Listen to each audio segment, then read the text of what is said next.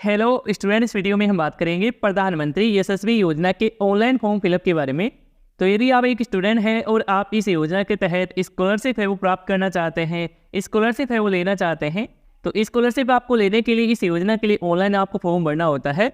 Form आपको कैसे किस प्रकार से भरना होता है और फॉर्म भरने के लिए क्या कुछ रिक्वायर्ड है वो होता है, और इस योजना के लिए कौन कौन अप्लाई है वो कर सकता है, और इस योजना के तहत आपको कितनी क्या स्कॉलरशिप है वो दी जाती है। तो इस सारी कुछ जानकारी इस वीडियो में हम जानेंगे। तो इस वीडियो में एंड तक आप बने रहिए। तो चलते हैं, वीडियो को शुरू करते हैं।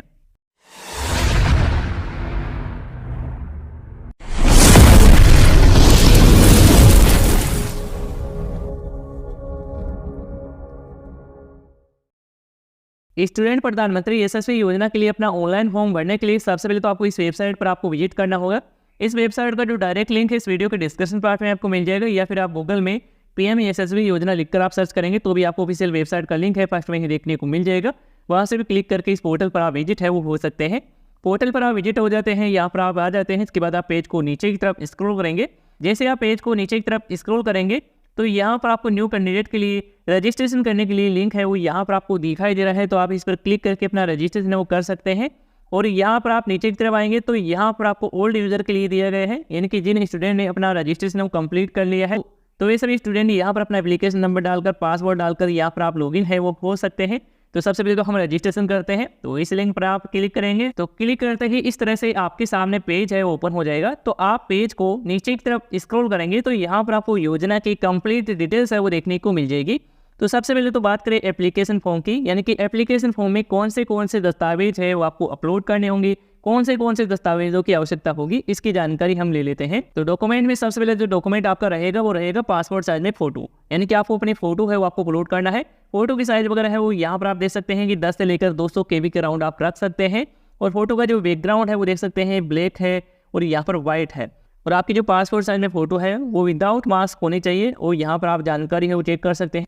इसके बाद में कैंडिडेट का जो सिग्नेचर वगैरह है वो भी यहाँ पर चाहिए होगा। तो यहाँ पर देख सकते हैं इसकी जो साइज है सिग्नेचर की 4 KB से लेकर 30 KB के राउंड आप रख सकते हैं। इसके बाद आपको अपना कैटेगरी सर्टिफिकेट, यानी कि आपका जो कास्ट सर्टिफिकेट है, अपना जो जाति प्रमाण पत्र भी आपको अपलोड करना होगा। जाति प्रमाण पत्र का फाइल का साइज है वो यहाँ पर आप देख सकते हैं कि 50 KB से लेकर 300 KB के राउंड आप रख सकते हैं। और PDF फाइल में ही ये डॉक्यूमेंट है वो अपलोड करेंगे। इसके बाद में इनकम सर्टिफिकेट भी आपको लगाना होगा। इसके अलावा देख सकते हैं कि यदि आप PWS सर्टिफिकेट है, यानी कि किसी प्रकार के आप में विकलांगता होती है तो आपके पास कोई सर्टिफिकेट होगा तो वो भी आपको लगाना होगा। यदि लागू होता है तो यहाँ पर आप लगाएंगे। इसके अलावा देख सकते हैं कि यहाँ पर आपको आधार कार्ड भी मांगा जा रहा है, तो आपको आधार कार्ड की फोटो भी आपको अपलोड है वो आपको करना होगा। इसकी साइज़ वगैरह भी यहाँ पर आपको सेम है वो रखी गई है, यानी कि डॉक्यूमेंट की जो सेम साइज है और सेम फॉर्मेट यहाँ पर रखा गया है। तो यहाँ पर चेक कर लेंगे कि ये सभी डॉक्यूमेंट आपके पास है तो आप इस योजना के लिए फॉर्म अप्लाई कर सकते हैं। कि रिगार्डिंग यहाँ पर आपको नोटिफिकेशन में कंप्लीट जानकारी है वो दे रखी है, तो आप पूरी कंप्लीट जानकारी है वो पढ़ लेंगे एक बार। इसके बाद में यहाँ पर आपको चेकबॉक्स दे रखा है, इस पर आप टिक मार्क है वो करेंगे। इसके बाद में आपको क्लिक टू प्रोसीड बटन पर आपको क्लिक करना है। तो क्लिक करते ही इस तरह से आपके सामने रजिस्ट्रेशन फॉर्म ओपन हो जाता है। तो इस रजिस्ट्रेशन फॉर्म में सबसे पहले तो आपसे पर्सनल डिटेल्स है वो मांगी जाएगी। तो पर्सनल डिटेल्स में सबसे पहले तो आपको अप्लाई फॉर आपको सिलेक्ट करना होगा कि आप किसके लिए अप्लाई करना चाहते हैं। तो कौन अप्लाई कर सकते हैं, इसमें देख सकते हैं कि जो 9th में पढ़ रहे हैं या फिर 11th में पढ़ रहे हैं वही कैंडिडेट है, वही स्टूडेंट है, इस योजना का लाभ है वो ले सकते हैं। और बाकी जो कैंडिडेट है इस योजना का लाभ है वो नहीं ले सकते हैं। तो आपको पहले ही मैं आपको बता देता हूँ। तो यहाँ पर जैसे कि मैं 9th क्लास है वो सिलेक्ट कर लेता हूँ। इसके बाद में आपको कैंडिडेट का जो फुल नेम है वो यहाँ पर आपको डालना है, जो आपके आधार कार्ड में है वही नाम है वो यहाँ पर आप फिल करेंगे। इसके बाद में स्टूडेंट के एक वैलिड ईमेल आईडी है वो यहाँ पर आपको डालना है। इसके बाद आपको ईमेल आईडी को कंफर्म करना है, यानी कि यहाँ पर जो ईमेल आईडी आप दर्ज किए हैं वही ईमेल आईडी यहाँ पर आप दर्ज करेंगे। इसके बाद में स्टूडेंट का जो एक्टिव मोबाइल नंबर है वो यहाँ पर आपको दर्ज करना है। इसके बाद में आपके पास कोई अल्टरनेटिव मोबाइल नंबर है तो यहाँ पर आप दे सकते हैं, नहीं तो इसे आप खाली भी छोड़ सकते हैं। इसके बाद में स्टूडेंट की जो DOB है, जन्म दिनांक है, वो यहाँ से आप सिलेक्ट है वो कर लेंगे, जैसे कि मैं यहाँ पर अपने अकॉर्डिंग सिलेक्ट कर लेता हूँ। इसके बाद में आप नीचे की तरफ आते हैं तो यहाँ पर आपको लॉगिन करने के लिए एक पासवर्ड भी क्रिएट है वो आपको करना होगा। तो यहाँ से अपना पासवर्ड क्रिएट करेंगे। पासवर्ड की जो लेंथ है वो 8 डिजिट से कम है वो नहीं होनी चाहिए, उससे ऊपर है वो आप रख सकते हैं। और आप पासवर्ड में अल्फ़ाबेट के capital letter, small letter, numbering और स्पेशल कैरेक्टर शामिल करते हुए एक पासवर्ड को क्रिएट कर लेंगे और यहाँ पर आप फिल कर देंगे। इसके बाद आपको पासवर्ड को कन्फर्म करना है, यानी कि यहाँ पर जो पासवर्ड आप दर्ज किए हैं वही पासवर्ड यहाँ पर आप दर्ज करेंगे। इसके बाद आपको सिक्योरिटी क्वेश्चन के लिए दिया गया है। तो यदि आप अपना सिक्योरिटी क्वेश्चन देना चाहते हैं तो यहाँ पर आप सिलेक्ट पर क्लिक करेंगे और यहाँ पर आपको नेम है वो देखने को मिल रहा है, जो भी क्वेश्चन है वो दिया गया है, तो आप अपने अकॉर्डिंग सेलेक्ट कर लेंगे। जैसे कि मैं यहाँ पर योर बर्थ है सिटी है वो सिलेक्ट कर लेता हूँ। इसके बाद में आपकी योर बर्थ सिटी होती है वो यहाँ पर आप डाल देंगे। तो आप अपने अकॉर्डिंग जो भी डालना चाहें वो आप डाल सकते हैं। ये इसलिए आपसे मांगा जाता है, जब आपको पासवर्ड याद नहीं होता है तो आपसे सिक्योरिटी क्वेश्चन है वो मांगा जाएगा और आप सिक्योरिटी क्वेश्चन के द्वारा भी आप लॉगिन कर पाएंगे। इसके बाद आप नीचे की तरफ आते हैं तो यहाँ पर आपको जो कैप्चा नज़र आता है, जो भी आपको कोड नज़र आता है वो यहाँ पर आप फिल करेंगे। इसके बाद आप submit and send OTP button पर आप क्लिक कर देंगे। तो जैसे आप क्लिक करेंगे तो इस तरह से आपके सामने मैसेज उस हो जाएगा कि आपका रजिस्ट्रेशन है वो सक्सेसफुली हो चुका है। इसके बाद ओके पर आप क्लिक करेंगे। इसके बाद में आपने जो भी मोबाइल नंबर दर्ज किया है उस मोबाइल नंबर पर एक OTP है वो भेजा गया है, वह जो OTP है इसमें यहाँ पर आपको डालना है। इसके बाद आपको OTP को वेरीफाई करना है। और यदि आपके मोबाइल नंबर पर एक बार में OTP नहीं आ पाता है तो आप रीसेंट OTP पर भी क्लिक कर सकते हैं। तो जैसे आपकी OTP वेरीफाई होती है सक्सेसफुली, तो इस तरह से आपके सामने मैसेज आ जाएगा कि आपको एक एप्लीकेशन नंबर है और आपको पासवर्ड है आपकी ईमेल आईडी पर भेज दिया गया है। तो आप अपनी ईमेल आईडी से आप प्राप्त है वो कर सकते हैं। इसके बाद आप लॉगिन कर पाएंगे उस एप्लीकेशन के और उस पासवर्ड के माध्यम से।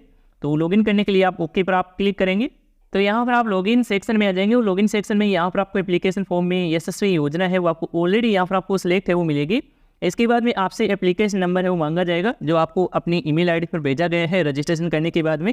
जो एप्लीकेशन नंबर है वो यहाँ पर आप डालेंगे। इसके बाद आपने जो भी पासवर्ड क्रिएट किया है, इसके बाद में यहाँ पर आपको जो सिक्योरिटी पिन है जो आपको यहाँ पर नज़र आ रहा है वो यहाँ पर आप फिल करेंगे। इसके बाद आप लॉगिन पर क्लिक करेंगे। इसके बाद में आप सक्सेसफुली यशस्वी योजना के पोर्टल पर आप लॉगिन हो जाएंगे। और लॉगिन होने के बाद में यहाँ पर आपका जो नाम है और यहाँ पर आपका जो एप्लीकेशन नंबर है वो भी यहाँ पर आपको देखने को मिल जाएगा।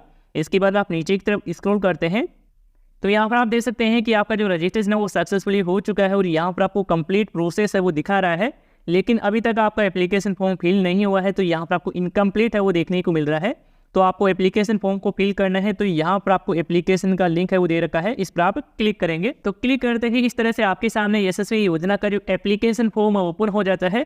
तो इस एप्लीकेशन फॉर्म में यहाँ पर आपको कैटेगरी वाइज अलग अलग स्टेप है वो दिए गए हैं, जैसे कि पर्सनल डिटेल्स का है, कॉन्टैक्ट डिटेल्स का है। इसके बाद आपको एग्जाम डिटेल्स के लिए देखने को मिलेगा, एजुकेशन डिटेल्स के लिए देखने को मिलेगा, अदर कोई डिटेल्स है तो उनके लिए देखने को मिलेगा, डॉक्यूमेंट अपलोड करने का यहाँ पर स्टेप है वो देखने को मिलेगा। इसके बाद में लास्ट जो स्टेप होगा वो फाइनल सबमिट का होगा। तो ये सभी स्टेप है वो आपको देखने को मिलेंगे। तो इन सभी स्टेप को कंप्लीट करने के लिए आपको पहले वाला जो स्टेप है वो कंप्लीट करना होगा। इसके बाद में ही आप नेक्स्ट स्टेप पर आएंगे। जैसे कि सबसे पहले यहाँ पर आपको पर्सनल डिटेल्स का एप्लीकेशन है वो दिया गया है, तो यहाँ पर आपको पर्सनल डिटेल्स पर क्लिक करना है। तो स्टूडेंट सबसे पहले तो आपको पर्सनल डिटेल्स में आपका जो नाम है और यहाँ पर आपकी DOB है वो आपको ऑलरेडी सिलेक्ट मिल जाएगी, जो आपने रजिस्ट्रेशन के समय आपने फिल की थी। अभी यहाँ पर आपको अपना फादर का नाम है, फुल नेम है वो आपको डालना है अपने आधार कार्ड के अकॉर्डिंग ही। इसके बाद अपना मदर का नाम भी यहाँ पर आप फिल करेंगे। इसके बाद में जेंडर का चेंज है वो यहाँ पर आप कर लेंगे, तो आप अपने अकॉर्डिंग कर लेंगे। जैसे कि मैं यहाँ पर मेल सेलेक्ट करता है। इसके बाद आपको नेशनलिटी का चेंज करना है कि आप इंडियन है तो आप इंडियन सेलेक्ट करेंगे। इसके बाद में आप नीचे की तरफ आते हैं तो यहाँ पर आपको एक चेकबॉक्स है वो नज़र आ रहा है। तो इसमें आपसे पूछा जा रहा है कि आपने जो नाम की डिटेल्स फिल की है वो आधार कार्ड के अकॉर्डिंग ही फिल की है, तो यहाँ पर आपको चेक है वो करना है, यानी कि टिक है वो आपको करना है। इसके बाद में आपको ID टाइप वो आपको सिलेक्ट करना है। तो जैसे ही आप सिलेक्ट पर क्लिक करेंगे तो यहाँ पर आप देख सकते हैं कि आधार कार्ड का लिए ऑप्शन आ चुका है, तो यहाँ पर आधार कार्ड है वो सिलेक्ट कर लेंगे। इसके बाद में आपका जो आधार कार्ड नंबर है वो यहाँ पर आपको फिल करना है। यदि आपके पास आधार कार्ड नंबर नहीं है तो आप आधार कार्ड के एनरोलमेंट नंबर ID है वो यहाँ पर आप फिल कर सकते हैं। इसके बाद आपका डोमिकल है, यानी कि आपका मूल निवास जो भी राज्य है वो यहाँ से आप सिलेक्ट कर लेंगे। जैसे कि मैं अपना राज्य राजस्थान है वो सिलेक्ट कर लेता हूँ, आप अपने अकॉर्डिंग जो भी है वो सिलेक्ट कर सकते हैं। इसके बाद आपको कैटेगरी का चेंज है वो आपको करना है कि आपकी कैटेगरी है वो क्या है। जैसे कि यहाँ पर आप सिलेक्ट करेंगे तो यहाँ पर आपको अलग अलग कैटेगरी है वो देखने को मिलेगी। तो बेसिकली यहाँ पर आपको 3 कैटेगरी है वो देखने को मिल रही है, जैसे कि OBC है, EBC है और यहाँ पर DNT है। तो इन सभी कैटेगरी के अंदर आते हैं तो आप इस योजना का लाभ है वो ले सकते हैं, नहीं आते हैं तो आप इस योजना का लाभ नहीं ले पाएंगे। तो मैं यहाँ पर एक कैटेगरी है उसमें से सिलेक्ट कर लेता हूँ।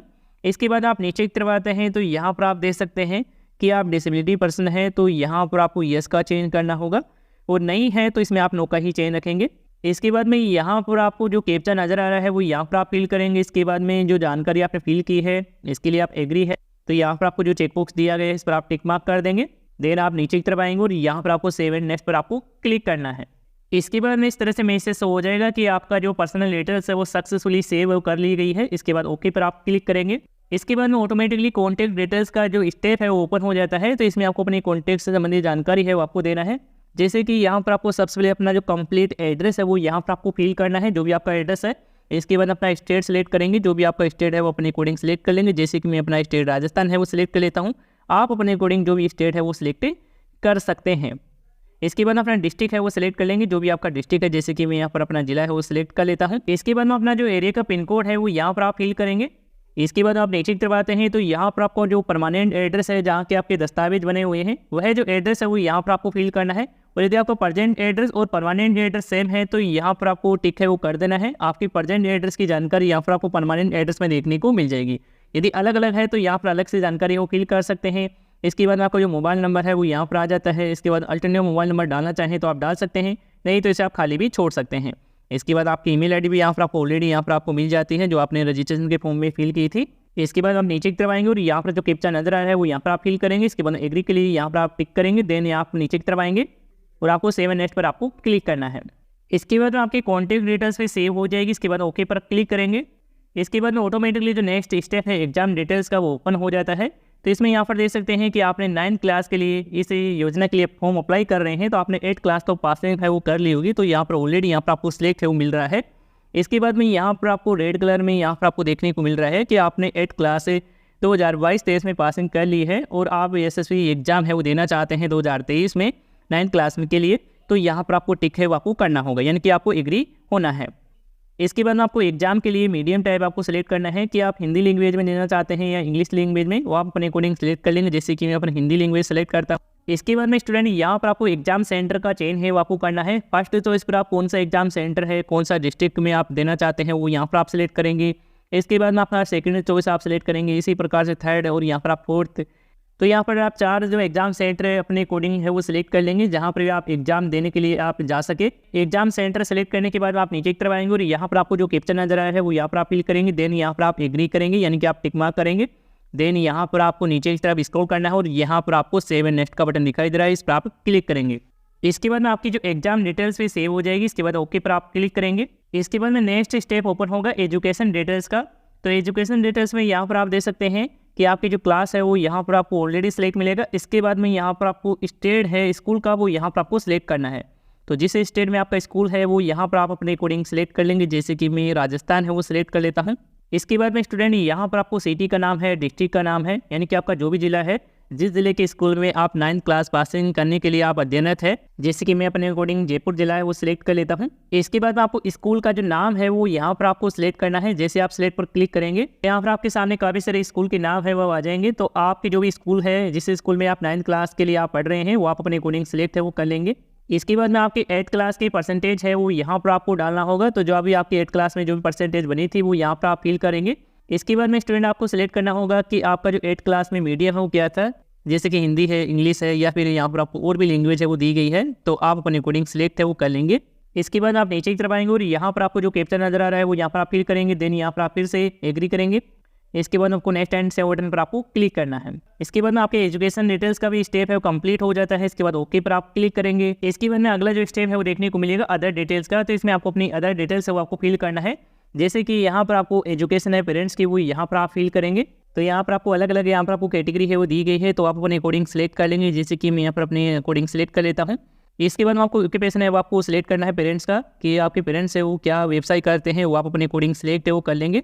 इसके बाद में आपके पेरेंट्स की जो एनुअल जो इनकम है, जो भी सालाना इनकम रहती है, वो यहाँ पर आप सिलेक्ट करेंगे, जो भी आपकी कैटेगरी है। जैसे कि यहाँ पर आपको अलग अलग कैटेगरी है वो दी गई है, तो मैं यहाँ पर यही कैटेगरी है वो सिलेक्ट कर लेता हूँ। इसके बाद आपको सिलेक्ट करना होगा कि आपके ब्रोदर है वो कितने हैं। जैसे कि यहाँ पर आपको संख्या देखने को मिल जाती है, 1 है, 2 है, वो यहाँ पर आप अपने अकॉर्डिंग सिलेक्ट कर लेंगे। इसके बाद में यहाँ पर आपको एक रेड कलर में नोट है वो दिया गया है कि यदि आपकी जो इनकम है वो 2.5 लाख रुपये से अधिक है तो आप इस स्कीम के लिए एलिजिबल है वो नहीं होंगे, इस योजना के लिए फॉर्म अप्लाई नहीं कर पाएंगे।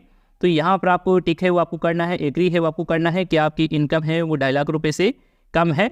इसके बाद में यहाँ पर स्टूडेंट से पूछा जा रहा है कि आपकी जो सिस्टर है वो कितनी क्या है, वो यहाँ पर आप सिलेक्ट कर लेंगे।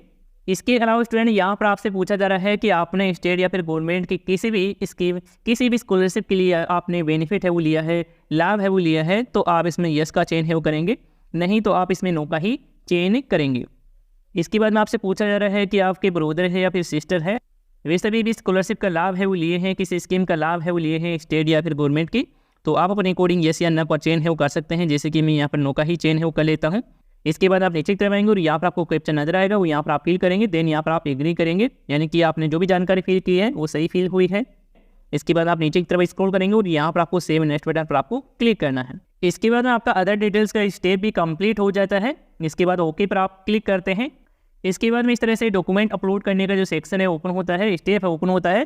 तो इसमें आपको अपने डॉक्यूमेंट वगैरह है वो आपको अपलोड करने हैं। तो डॉक्यूमेंट सबसे पहले तो रहेगा आपके पासपोर्ट साइज में फोटो की साइज़ वगैरह है वो यहाँ पर आप दे सकते हैं। 10 KB से लेकर 200 KB के अराउंड आप फोटो का साइज है वो रख सकते हैं। और यहाँ पर अपने फोटो अपलोड करेंगे, यहाँ पर चूज फाइल पर क्लिक करेंगे, अपने फोटो सेलेक्ट कर लेंगे। और यदि आपका फोटो का साइज है, फॉर्मेट वगैरह है वो आप चेंज नहीं कर पा रहे हैं तो कैसे किस प्रकार से करना है उस वीडियो का लिंक इस वीडियो को नीचे डिस्क्रिप्शन पार्ट में आपको मिल जाएगा, चाहे तो आप उस वीडियो को देख सकते हैं। इसके बाद आपको सिग्नेचर को अपलोड करना है, जो भी स्टूडेंट है उनका सिग्नेचर आप करेंगे। इसके बाद आप उस फाइल को अपलोड करेंगे। इसकी जो साइज वगैरह है वो भी यहाँ पर आप देख सकते हैं कि 4 KB से लेकर 30 KB के अराउंड यहाँ पर सिग्नेचर की जो फाइल का साइज है वो रख सकते हैं। तो यहाँ पर अपना सिग्नेचर भी अपलोड कर देंगे। देन आप नीचे की तरफ आएंगे।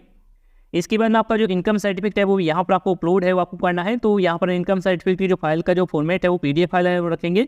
और साइज है वो यहाँ पर देख सकते हैं कि 50 से लेकर 300 KB के अराउंड आप रख सकते हैं। तो अपना इनकम सर्टिफिकेट अपलोड कर देंगे। इसके बाद कैटेगरी सर्टिफिकेट है, यानी कि आपका जो जाति प्रमाण पत्र है, कास्ट सर्टिफिकेट है वो यहाँ पर अपलोड करेंगे। साइज वगैरह है, फॉर्मेट वगैरह सेम है। इसके बाद आधार कार्ड है वो यहाँ पर अपलोड करेंगे। साइज वगैरह है वो फॉर्मेट वगैरह सेम है। तो यहाँ पर ये सभी डॉक्यूमेंट एक एक करके यहाँ पर अपलोड कर देंगे। इसके बाद आपको सेव एंड नेक्स्ट बटन पर आपको क्लिक करना है। इसके बाद आपका जो लास्ट स्टेप है डॉक्यूमेंट वाला वो भी यहाँ पर सक्सेसफुली ऐड है वो हो चुका है, सेव हो चुका है। इसके बाद ओके पर आप क्लिक करेंगे।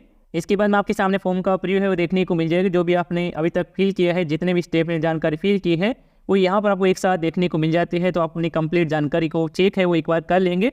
इसके बाद में ही आप फाइनल सबमिट पर आप क्लिक करेंगे। तो आप अपनी सभी डिटेल्स को वेरीफाई करने के बाद आप फाइनल सबमिट पर क्लिक करेंगे। जैसे आप फाइनल सबमिट पर क्लिक करेंगे तो आपके सामने योजना का जो फाइनल जो फॉर्म है, यानी कि फाइनल जो प्रिंट आउट है वो देखने को मिल जाएगा। तो उसको आपको प्रिंट आउट है वो निकल लेना है और आपको अपने पास ही हार्ड कॉपी को सुरक्षित है वो आपको रखना है। और आप फाइनल सबमिट करेंगे तो आपसे कोई पेमेंट वगैरह के है वो नहीं मांगा जाएगा, डायरेक्ट आपका फॉर्म है वो फाइनल सबमिट हो जाएगा। तो इस तरह से स्टूडेंट आप प्रधानमंत्री यशस्वी योजना के लिए अपना ऑनलाइन फॉर्म फिलअप कर सकते हैं। और यदि आपको इस योजना के फॉर्म फिलअप करते समय किसी प्रकार की समस्या आती है, कोई एरर है वो देखने को मिलता है, तो आप हमें कमेंट करके आप बता सकते हैं। तो स्टूडेंट आज के वीडियो की जानकारी पसंद आई है तो इस वीडियो को लाइक कर दीजिएगा। चैनल पर यदि नए हैं तो चैनल को सब्सक्राइब करके नोटिफिकेशन बेल आप जरूर दबा लीजिएगा। तो इस वीडियो में अभी के लिए इतना ही। और यदि आपको इसी से रिलेटेड कोई सवाल है, सुझाव है तो आप हमें कमेंट में बता सकते हैं। धन्यवाद दोस्तों।